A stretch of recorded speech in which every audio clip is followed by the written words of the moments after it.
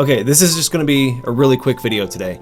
I've been asked some questions that I want to answer, but I've got a video coming up on Monday that I really need to spend a lot of time on in order to get it finished. It's the next episode of Understanding Story. But I want to talk about Project Octopath Traveler, and I want to talk about Final Fantasy 13, because those are things people are asking me about right now. So, let's start there first, right, with Final Fantasy 13. Every single time I release a new review of one of the Final Fantasy games, people ask me, are you going to review the next one? Yes, of course I'm going to. I'm doing the entire main series, excluding sequels. I might get to those at some point, okay? I might eventually do Final Fantasy X-2 and Final Fantasy 13-2 and Lightning Returns. I might do that eventually, but there are so many other games that I really want to get to, like Suikoden 1 and 2, Golden Sun, Grandia. I mean, just like a ton of really, really great classic JRPGs that I want to cover on the channel. So, for now, I'm not making any promises on sequels, but each one of the mainline games, 1 through 15, I am going to review.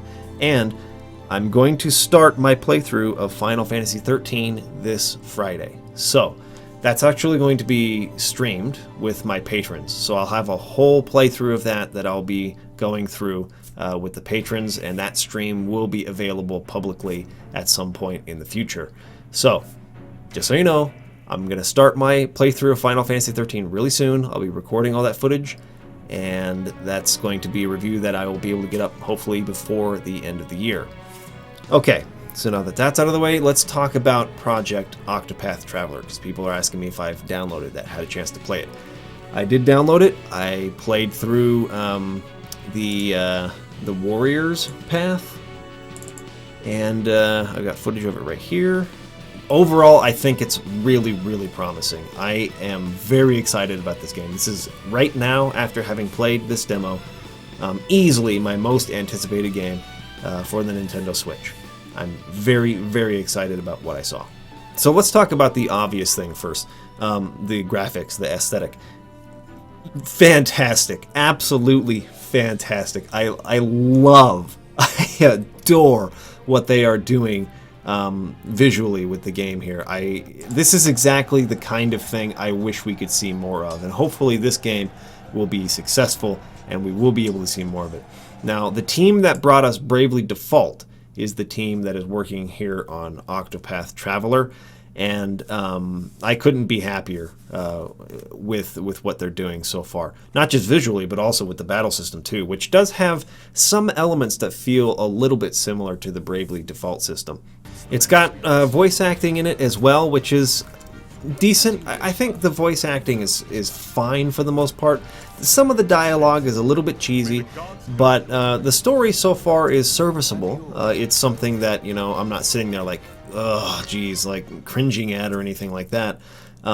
It's working for me. I'm really enjoying it thus far, and like, I don't know, there's just a certain level of polish on this experience that just feels super, super good. The music is really, really great too.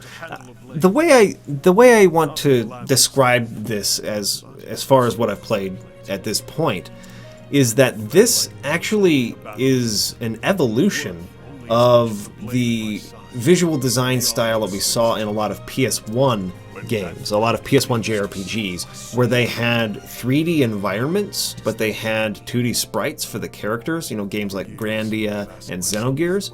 And I really, really loved that style. I actually appreciated that style on the PS1 a lot more than, say, what the Final Fantasy games were doing. Not that I don't like or appreciate what the Final Fantasy games did. Final Fantasy 8 and 9 in particular were beautiful games. But I really liked the look of 2D sprites within a 3D world. And this is that, like, taken to, obviously, the next level. I really wish that they had continued making games like this over the years, but it's just really, really cool. You see that, like, all these backgrounds are 3D, but the characters are 2D, and there are some examples where this just looks super cool, what they did with, like, lighting in this cave. I think this example right here is seriously freaking awesome. Like, the way the lighting interacts with the sprite and like casts that large shadow behind him on the wall. I mean, like, this game is beautiful. I'm serious. This is like the most excited I've been about a JRPG visually in a long time. You know, if I were going to make a game right now, this is the sort of style I would want to do it in. Because I loved that look in Xenogears, where you could rotate the camera around and you were in a 3D environment, but you know, you still had the really cool pixel art, and I'm a really big fan of pixel art. And that's exactly the look that this game is going for, and so that's got me like super excited. I don't know, just look at that. Just look at how cool that is, man. Like, anyways, blown away. Absolutely blown away visually by the game. I think just as a whole, not even just like, you know, from the way the graphics are represented, but even like menus, everything just feels super polished. It looks really nice, and it's shaping up to be a really cool game.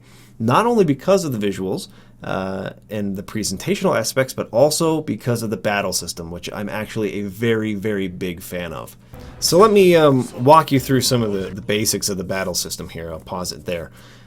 So you can see the three enemies that are over here. First of all, they've really kind of taken that Final Fantasy sort of look when they do characters versus like monster designs, especially like on the Super Nintendo era, where the character sprites are, you know, kind of small, but like the enemies will be like really big and have like different proportions. That gave me kind of a nostalgic feeling as I was playing it. This feels very much like a Super Nintendo Final Fantasy games in terms of the way that the battles look, the way that they sort of like arrange the characters and the way they design the enemies and stuff like that. So that's really sweet. But as we look here, you can see underneath each enemy there they have the word weak, and then there's a couple of like slots underneath that. So this particular character can wield a sword and he can wield a spear, at least here in the demo. And you use one of those weapons on a specific enemy, and you'll learn which one of those weapons they're weak to. And so you can see I've already discovered this type of enemy in the past, that they're weak to swords. So I will use swords against this type of enemy and do more damage than if I was using the spear. Let's see, additionally up here in the top right you can see the HP and the SP, but also you see the boost up there underneath the character's name, Ulberich.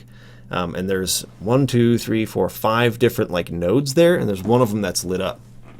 So the way this works is that when you take just any sort of normal action, whether that's an attack, whether even that's using one of your special abilities, or using an item, or defending, something like that, after every turn where you do one of those actions, you'll actually gain another one of these boost nodes up here. So let's just see if I can show an example of that. So I have a chance to go first. I'll just do you know, like one of my special abilities here, a flurry attack I think I did, or level, no, the level slash actually hits all enemies at once, so I wanted to use that. And of course they're weak to the sword, so you can see two of these guys were broken, and then one of them you see behind it just says weak, so he was weak to that, so he took a little bit more damage. They all took extra damage because they're weak to it. But when you break an enemy, they're actually stunned for the next turn. So they'll have stars above their head and they won't get an action on the next turn. And while they're stunned, you can actually do even more damage to them. They're even more susceptible. Beyond just being weak to the weapon, if they're broken, then they'll take even more damage, right? So after I took that action, you'll see up here at the top, right, after he gets his turn, I got a second boost node there, right? All right.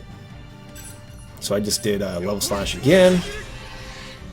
I broke the other guy, but the other two will wake up. They stop being stunned after one turn. So when you're broken, you're only stunned for one turn. Anyways, then I got another boost up there, so I got 3. Now here's what you can do. You can use up to 3 of those boost nodes on a turn, and you can increase the number of attacks you do to up to 4. So, you know, you use one boost node to give you 2 times, and then you use another one times 3, and then another one times 4, and that's, at least for now, as high as you can go. So once I've done that, once I've gotten it to where I'll do 4 times attack, I can do my level slash here and do even more damage. And that can actually be applied to special abilities, to normal attacks, or even to defense. So you can boost 4 times and do you can defend on that turn, and that'll give you like a maximum amount of defend, which can be really, really useful against certain like special abilities that bosses will use, which I'll show off here in just a minute. So one thing that I actually really, really was happy with when I was playing through this is that, you know, I came to this boss fight here, and the game is actually, you know, it's I wouldn't say it's really hard, but at least for this very opening area, it's tougher than most early game like opening areas for games are. And they have a lot of save points for you. I would say in anticipation of the fact that they're expecting you to die a little bit more than maybe people are used to, especially so early on in the game. But I got to this first like boss fight here, and I lost to it twice. I was maybe a little bit under leveled, but also just didn't have the right gear, and my strategy wasn't super good. I was kind of trying to figure it out. First of all, I needed to discover what these guys are weak to, so I did that attack, found out those 2 guys are weak to swords. The big boss guy was not weak to swords, so I did the next attack that I did with a spear, and found out that he is weak to spears. I guess I was trying to kill them first. Eventually here, maybe on the next turn, I tried to discover, okay, I broke them, so they were stunned for that turn, so I decided I was going to find out if he was weak to spears, and then, discovered it there. Anyways, they were doing a decent amount of damage to me every round. It was tough to sort of like keep up with the healing potions and then trying to do enough damage to finish them off. In any case, I fought this boss twice and died twice. So I ended up going back to the town, getting some better equipment, and then came back for the 3rd attempt at fighting the boss. And yeah, here it is right here.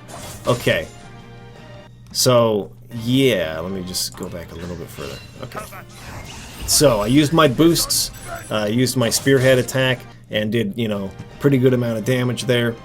And then he did bide. Okay, this attack basically is like, it's a preparation for the next round where it's going to be a really like big attack, right? So he decided to bide. I decided to use the 1 boost I had in defend to do as much as I could to, and it still did 77 damage. Now that was doing in the realm of like 200 plus if I hadn't defended that at all, especially in the earlier time when I fought it. And so I was learning how to use the boosts as defense, not just for attacks, as part of the strategy as well. So I was building up the boosts, just trying to attack him, hopefully getting a chance to break him, because when they're broken, they take even more damage, right? Then I can boost. See, there, I broke him there. And so I decided, okay, let's boost 3 times, and then use the spearhead ability. He's weak to the spears, and bam, you get like tons of damage when you do that. Then I got my turn again, went and healed. And then I was trying to just build my boosts back up again, and then he used bide. Now watch what happens here, I think it is. Yeah, he bides here, and I have enough to boost 4 times for the defense. And you see the defense is at max. So you boost to max and defend. And that attack that just did 77 damage before, when I had only boosted, I think, twice, or once, I think, and defended, and that had done 200 plus in the previous battles when I hadn't defended at all, did 1 damage when I had done the maximum boost for the defense. So it's a pretty like simple system, all in all, but like it's still pretty cool what you can do with it. And I'm sure it, later on in the game they're going to add even more to it, more level of strategy. But I think that like what this particular development team did even with Bravely Default, they took like a traditional turn-based, command-based battle system, and they did something with it I had never seen before. They made it interesting, and they've done exactly the same thing again with this game. And I don't know, it's so cool to see, especially with so many developers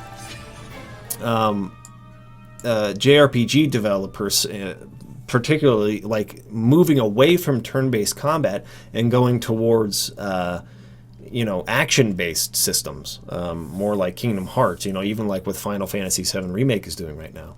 And it's so refreshing to see some creative people come in and show us, no, turn-based combat can still be extremely interesting. And so I absolutely love this game from what I've played so far. Just playing this like hour or so of the game that I've played, maybe a little bit more than an hour, I can't remember exactly what it was.